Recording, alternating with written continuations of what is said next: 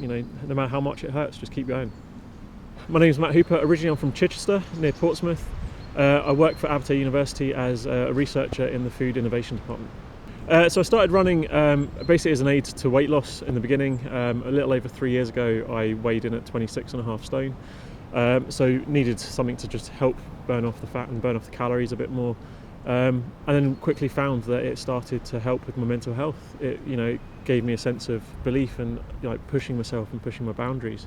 So those just culminated in one big thing and just allowed me to push myself and see how far I can actually go. I'm still in that phase of working out actually how far I can actually push myself. So I completed my first marathon in 2018 and then was unsuccessful in the London Marathon ballot in 2019, but at the same time the Highland Fling ballot opened, so I wanted to see how well I can do.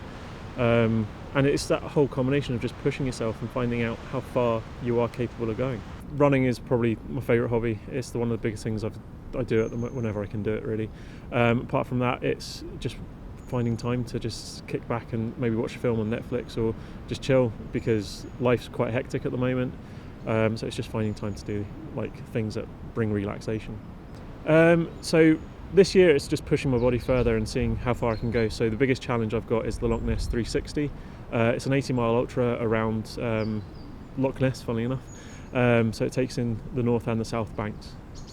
On top of that, I've got 3 other ultras that I'm taking part in, and I'm looking to go back to do the Salomon Ring of Steel. So when I'm running, I generally try and think about what's going on in my life. Sometimes I just switch off and think about nothing, but I've also found it's a great opportunity for me to have those arguments with people that you can never really have in the heat of the moment. So it's just a good sort of stress relief, and you work everything out in your head and just come back and when you finish, you're just so much better for it. I guess my mantra when I'm running is sort of to look back and remind myself how far I've come. Sort of, as I say, 3 years ago, 26 and a bit stone, to now, and it's just making sure I never go back there. So it's just keep going, no matter how much it hurts, just keep going. Recently, it was probably about 2 weeks ago,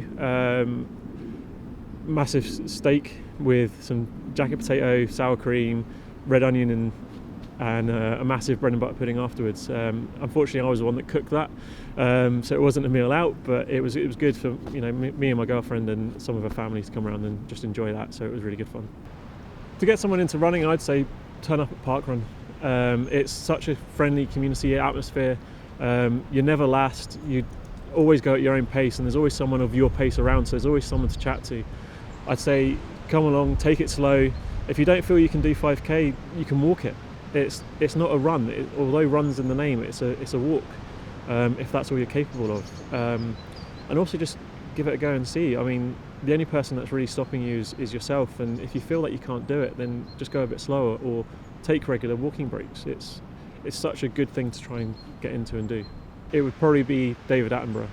I came to Dundee, I studied zoology. I think he's got a wealth of information, a wealth of knowledge, and it would just be great to sit down, pick his brain, and just have a genuinely great chat with him. At the weekend, no, I have worn a kilt before. I've worn a kilt for graduation, and I'll be wearing a couple this year at weddings, but not generally as a weekend attire, no.